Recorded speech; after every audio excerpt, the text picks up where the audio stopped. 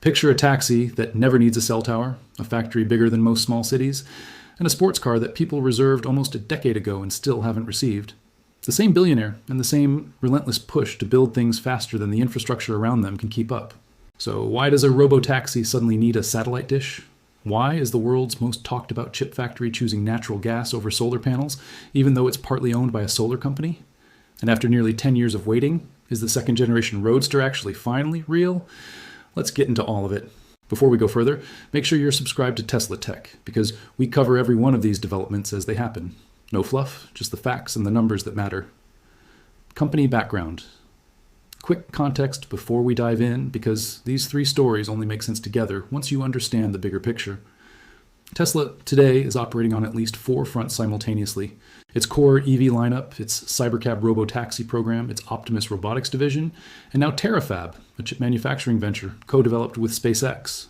That's an unusually wide spread of bets for any single company, let alone one that started out building electric sports cars in a small California workshop 2 decades ago. What ties all of it together is compute. Whether it's a Cybercab navigating downtown Austin, an Optimus robot picking up a box in a warehouse, delivered fast enough and cheap enough to make the economics work. That's the thread running through everything we're about to cover. Cybercab's Starlink surprise. Let's start with the Cybercab, because there's a genuinely new development here. Tesla's Robotaxi division recently shared photos of what appears to be the first production Cybercab fitted with a built-in Starlink satellite antenna integrated directly into the roofline, rather than bolted on as an aftermarket accessory. Here's the catch. Tesla hasn't released any technical specifications for this specific installation, no confirmed launch date, and no clear explanation of what it's actually meant to do once it's active. What we do know is what Starlink V5 is capable of in general. Peak download speeds above 375 megabits per second, power consumption in the range of just 35 to 50 watts, and a total weight of only around 2.4 pounds. On paper, that's a remarkably lightweight, low-power package for a compact robotaxi. So here's the question worth asking. Why does a Cybercab need this at all? The vehicle already runs on Tesla's AI4 hardware platform, which is designed to handle perception, route planning, and driving decisions entirely on board, without needing an active internet connection. Even if connectivity drops completely, the car is built to keep functioning normally.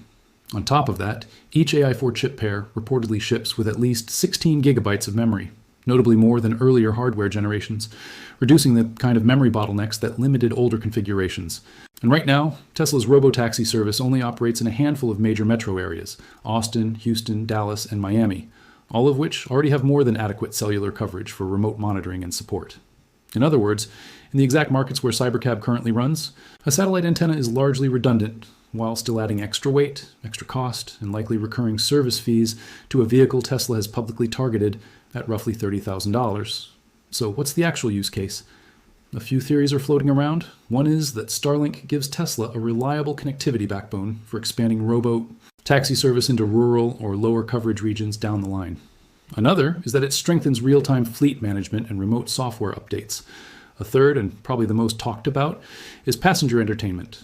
Musk himself reposted a message describing the ability to stream 4K video while the Cybercab drives you around, which lines up with a pure in-cabin experience upgrade. But there's a more cynical read circulating as well, that this is less about genuine necessity and more about directing Tesla's spending toward Musk's other company, SpaceX.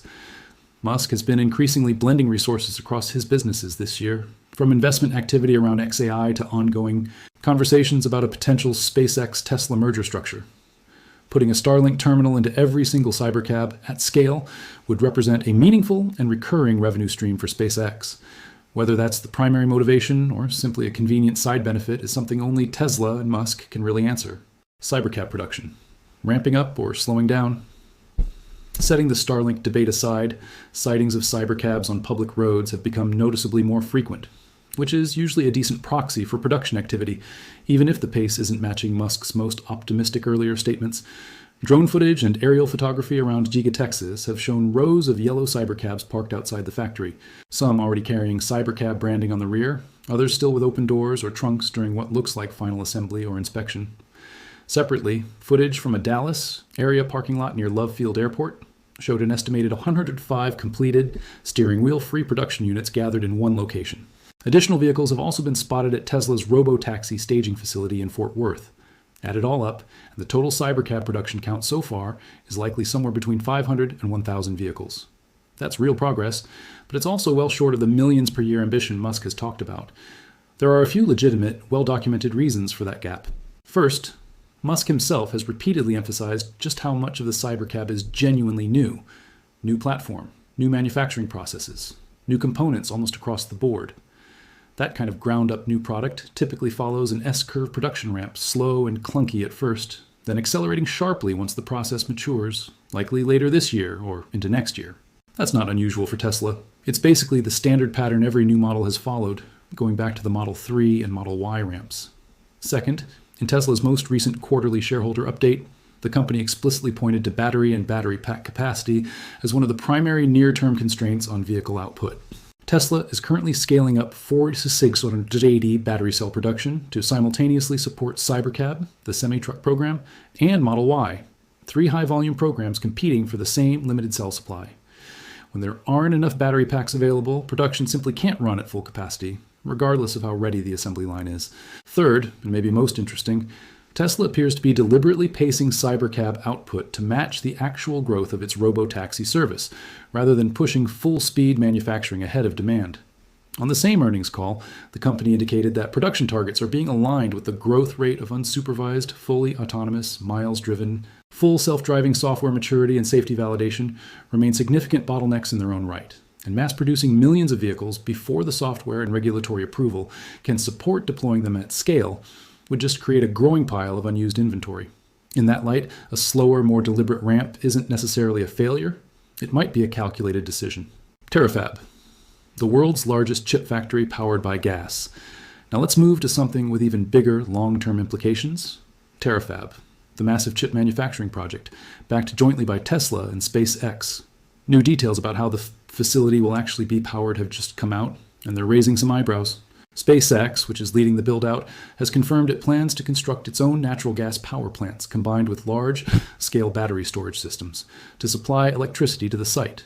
Notably absent from that plan, solar panels or Tesla's own solar energy products, despite Tesla being a core partner in the project. The scale here is genuinely hard to overstate. According to Musk, just the first phase of Terafab is expected to require approximately $16.8 billion in investment. The full facility, once complete, is projected to exceed 100 million square feet, built in Grimes County, Texas, roughly an hour's drive northwest of Houston, on the site of a former coal power plant that shut down back in 2018.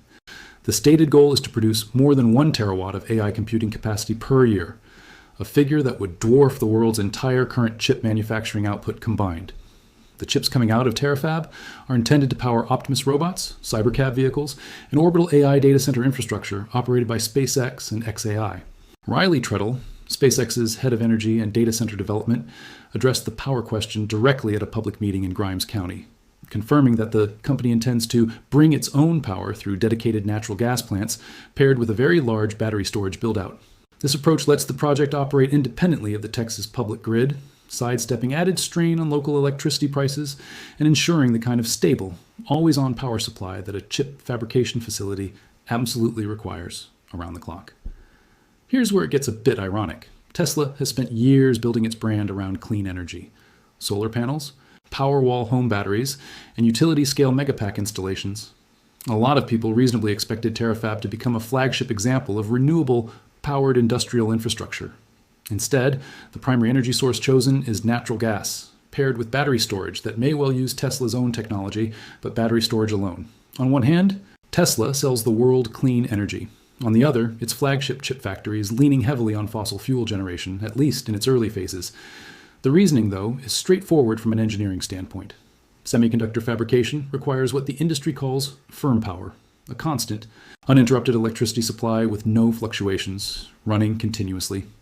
Solar power is inherently intermittent, dependent on weather and time of day, and even with substantial battery backup, it's genuinely difficult to reliably support continuous gigawatt-scale demand in a project's early phases without an enormous, expensive supporting energy infrastructure.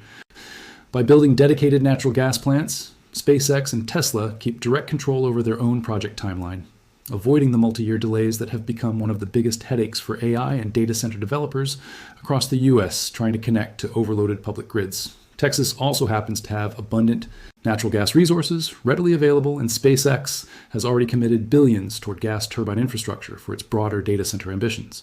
This reflects something bigger happening across the entire AI industry right now. Energy availability is becoming just as much of a bottleneck as chip supply itself, and plenty of major tech companies are turning to natural gas simply because it can be deployed fast. For Musk, right now, the clear priority is securing enough raw compute to support Optimus, autonomous vehicles, and space-based AI systems as quickly as possible, not necessarily maximizing environmental optimization from day one. Still, the presence of large-scale battery storage in the plan shows Tesla's energy technology is expected to play a meaningful role in Terafab's ecosystem going forward, even if it's not the primary power source out of the gate. The Roadster. Finally, real. After nearly a decade. Switching gears completely, literally, there's actually good news for the group of customers who've been waiting nearly 10 years for their Tesla Roadster. Franz von Holzhausen, Tesla's chief designer, recently appeared on an episode of Jay Leno's Garage and confirmed that the next generation Roadster is coming soon. For context, it's been almost a full decade since Tesla first unveiled the second-generation Roadster prototype back in 2017.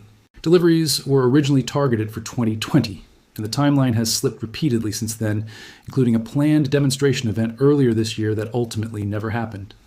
Now, multiple reports point toward a possible major demonstration at Giga Texas sometime this August. Rumored specs for the second-generation Roadster include a large battery pack, extreme performance figures, and an optional SpaceX-derived package featuring cold gas thrusters.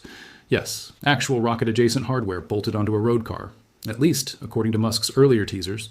Von Holzhausen didn't confirm a specific launch date or provide any new technical specifications during the interview, and mass production is still officially expected to begin no earlier than 2027.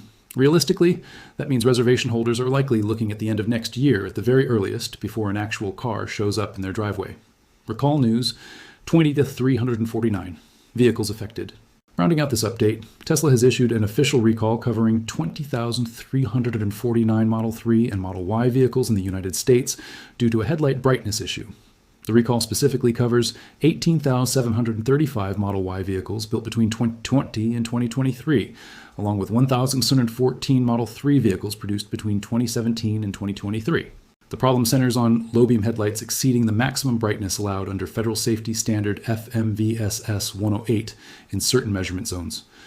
During testing, affected headlights reached brightness levels around 230 candela, compared to a permitted limit of roughly 125 candela, according to the National Highway Traffic Safety Administration. Excessive headlight brightness can cause glare for oncoming drivers or even reduce visibility for the driver of the affected vehicle itself, raising accident risk, particularly in rain, fog, or snow conditions. Tesla had previously petitioned for an exemption from this recall, arguing the issue was inconsequential and that there were no reported complaints or crashes tied to it. HTSA rejected that request. Unlike many recent Tesla recalls that have been resolved with a simple over-the-air software update, this one will require an in-person physical repair at a Tesla service center. The specific fix is reportedly still being finalized internally. Tesla has already briefed its stores, and service network and official recall notices are expected to reach affected owners no later than mid-September. In the meantime, owners of potentially affected vehicles can contact Tesla support directly to confirm whether their car is included. Comparing Tesla's bets to the rest of the industry, it's worth stepping back and putting all of this next to what competitors are doing, because none of these moves are happening in a vacuum. On the Robotaxi side, Waymo remains the clear leader in actual deployed autonomous ride-hailing miles, operating without safety drivers across multiple U.S. cities for years already, using a heavier, more sensor-dense hardware approach than Tesla's camera-only strategy. GM's Cruise program has scaled back significantly after safety setbacks, while Zox, backed by Amazon, is taking a purpose-built vehicle approach similar to Cybercab, but has yet to reach comparable production volume. On the chip and AI infrastructure side, NVIDIA remains the dominant force in AI compute by a wide margin, and its scale is exactly why Tesla's Terafab ambitions are such a big swing. Tesla isn't just trying to build faster chips, it's trying to build an entirely parallel supply chain to reduce its dependence on NVIDIA altogether. Microsoft, Google, and Amazon are all pouring similarly enormous sums into their own custom AI silicon and data center buildouts, and notably, several of them have also turned to natural gas or nuclear power agreements to solve the same firm power problem SpaceX is tackling at Terafab. Long-term strategy. Put together, these stories point toward the same underlying strategy. Tesla is trying to vertically integrate everything, from the chips that think, to the vehicles that drive, to the power plants that keep it all running, without depending on outside suppliers for any piece of the puzzle.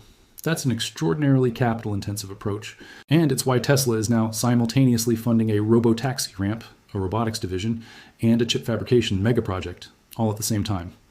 Looking 2 to 5 years out, the expectation, at least based on Tesla's own public statements, is that Cybercab production scales into the hundreds of thousands. Annually, as FSD software matures, Terafab's first phase comes online to feed both Optimus and Cybercab with dedicated AI silicon, and the Roadster finally reaches paying customers as a low-volume Halo product that showcases Tesla's performance engineering rather than a mass-market vehicle. Challenges and honest limitations. None of this is guaranteed to go smoothly, and it's worth being upfront about the risks. Cybercab's Starlink integration adds cost and complexity to a vehicle that's already under significant pressure to hit an aggressive $30,000 price target. And it's not clear yet whether the benefit justifies that cost in the markets Tesla currently operates in. Cybercab production itself remains bottlenecked by battery cell supply and, more importantly, by the pace of FSD validation. Software readiness, not factory capacity, may end up being the real limiting factor for years to come. Terafab's terawatt-scale target is almost certainly a long-term aspirational figure rather than a near-term production commitment. And building out that much natural gas generation capacity, that much battery storage, and that much semiconductor fabrication, simultaneously is an enormous execution risk, even for a company with SpaceX's engineering track record. The reliance on natural gas also opens Tesla up to fair criticism given its clean energy branding, regardless of the sound technical reasoning behind the decision. The Roadster's decade-long delay speaks for itself, until an actual demonstration happens, and a firm production date I confirmed, healthy skepticism is warranted. And the headlight recall, while relatively minor in safety terms, is a reminder that even a company moving this fast on futuristic technology still has to deal with the basics of automotive compliance and quality control. Final analysis. Taken together, these 4 stories paint a picture of a company stretching itself across an unusually wide set of ambitious, capital-heavy bets simultaneously, a robotaxi platform still finding its production rhythm, a chip factory attempting to outscale the entire existing semiconductor industry, a long-delayed sports car finally nearing reality, and the routine. Less glamorous work of vehicle recalls and compliance that every automaker has to manage, regardless of how futuristic its other projects look. Whether Tesla can actually execute on all of it at once, on anything close to the timelines being discussed, remains an open question. But there's no denying the scope of what's being attempted here is genuinely unprecedented. For a company that started out building a single electric sports car in a small California workshop just over 20 years ago. Closing, that covers everything on Cybercab's Starlink rollout, the production slowdown at Giga Texas, the surprising power strategy behind Terafab, the long-awaited Roadster update, and the latest recall news. What do you think? Is the Starlink integration actually useful, or is it mostly benefiting SpaceX? Drop your take in the comments below. And don't forget to like this video and subscribe to Tesla Tech, because we'll keep uncovering the engineering, the numbers, and the decisions shaping what this company builds next. Thanks for watching, and we'll see you in the next one.